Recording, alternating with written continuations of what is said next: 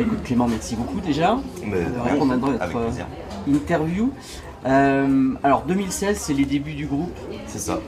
Ça part d'un pari, je crois, entre vous. Est-ce que tu peux me raconter ça? En fait, c'était un délire. C'était Xavier, le bassiste, qui, en fait, un soir, on a enregistré avec un autre groupe, et en fait, un soir en studio, un petit coup dans l'aile, il dit, moi, de toute façon, je vous emmerde, je peux faire du blues avec ma basse.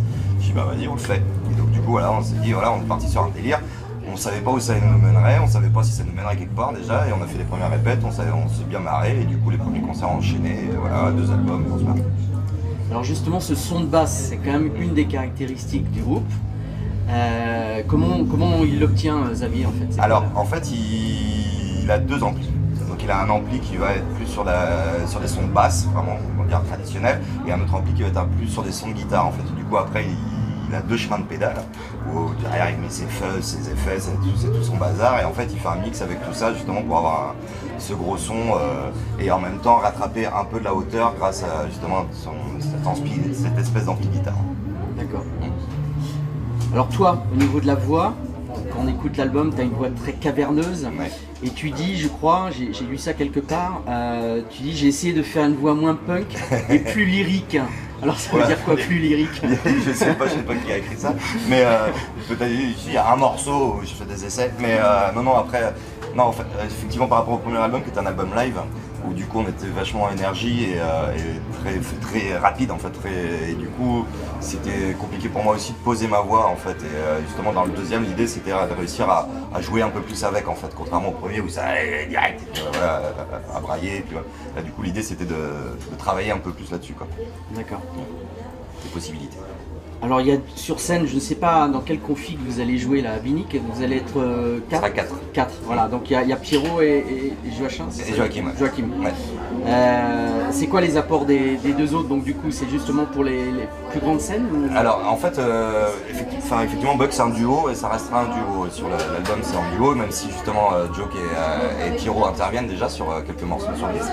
Là l'apport qu'ils amènent en fait du coup, Pierrot avec son saxo en fait il amène une ouverture de son en fait qui est super agréable, qui ramène un peu de hauteur justement par rapport, voilà, parce qu'effectivement batterie basse, voilà, on peut faire quelque chose, mais Pierrot ramène un peu de hauteur avec son saxo, et Joke en fait à l'orgue, du coup il ramène lui il va aller chercher des sons, des effets en fait, il va pas faire de la rythmique, il va pas faire de la mélodie, du riff, il va aller ramener justement autre chose, on va dire quelque chose de plus électrique aussi, enfin pas dans le son électronique on va dire, mais vraiment quelque chose d'ouvert, de tendu, d'aller chercher voilà, un peu le contre-emploi de la basse en fait. D'accord. Alors vous avez sorti un premier album qui est un album live en 2017. D'habitude on sort plutôt des albums studio, on fait le live après, et vous avez fait le contraire. Bah oui. Bon, oui. Il y a une raison à ça? Il y a une raison, ouais. En fait, comme je disais au début, en fait, Buck c'était à la base une blague. En fait, ça a marché, il y a eu plein de concerts en fait, qui sont tombés, on n'a pas passé un seul coup de fil la première année, on a eu 30-40 concerts. Et du coup, on s'est dit, bon bah, on va enregistrer ce truc-là. Mais il n'était pas question d'aller. L'idée c'était de garder tous ces morceaux-là qu'on avait créés quand même, mais en même temps, pas envie d'aller en studio, parce que pas envie de dénaturer ce truc-là. Ce qu'on aime quand même, c'est le côté énergique, c'est pour ça, voilà, c'est toute l'énergie qu'on met dedans. Côté en fait. Brut de la chose. Et donc, du coup, ça nous semblait tout à fait logique et normal que le premier soit un live en fait. Et Beast Records, du coup, notre label. Quand il a entendu, Seb il a fait ouais mais un live, non ça fait chier, j'en vois pas beaucoup, c'est pas le truc que je vois le plus. Bon, il a écouté le truc, il a fait bon allez on y va. Mais et voilà, et du coup on nous pose souvent la question, et du coup ça, ouais. Et justement Seb Blanchet des Beast Records reprendra que le premier album d'MC5 c'était un live.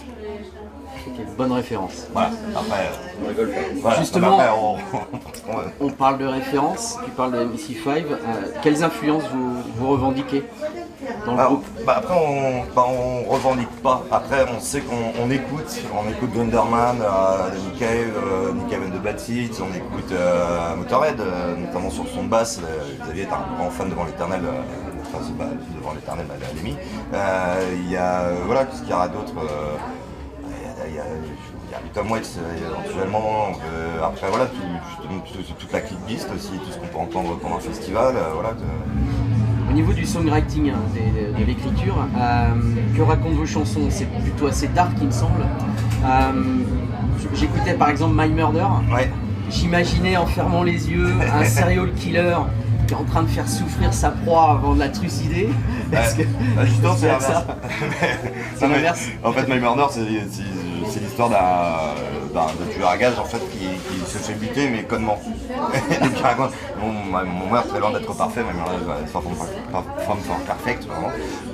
Et du coup, là, c'est ça en fait, c'est que lui, du coup, il est mort avec moi, alors que lui, c'était justement un pro du bazar. L'arroseur arrosé. Voilà, c'est ça, mais mal, du coup. Mais mal. Et du coup, c'est. Enfin, les textes, il y a ça, il y a des textes en Antifa, par exemple, Black Shirts, qui est clairement engagé. Il y a plein de choses différentes. Après, effectivement, c'est noir, mais je pense pas qu'on vit dans un monde très joyeux. Et en tout cas, moi, j'ai du mal à écrire des choses joyeuses. Mais voilà, mais après, dans tous les textes, il y a quand même, il y a un tout petit qu'on met quand même des choses drôles, enfin de l'humour, on se prend pas au sérieux et on prétend pas faire des leçons, ça c'est sûr. Et puis voilà, l'idée c'est de se marrer aussi un petit peu avant d'y passer. Donc c'est ça un peu quoi. Donc effectivement, tout n'est pas drôle, mais il y a des messages quand même. Il y a des messages et puis c'est pas, pas là pour dire des choses jolies tout le temps.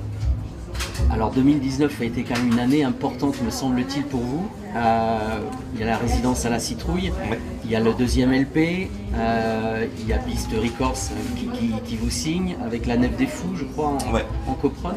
Beast, ils avaient déjà signé le premier, en fait. Ils continuent à nous accompagner, donc on est très fiers. Effectivement, la Nef des Fous donc, organise le Linux Festival.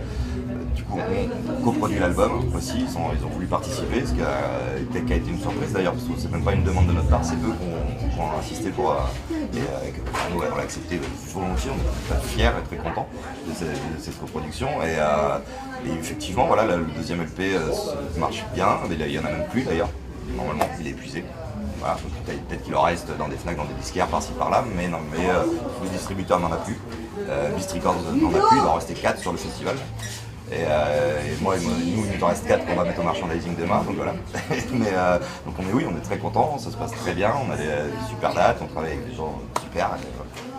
Donc sur l'album Among Your Fears, donc vous avez souhaité en continuité du premier album garder quand même cet aspect brut. Comment s'est passé l'enregistrement en fait, de l'album?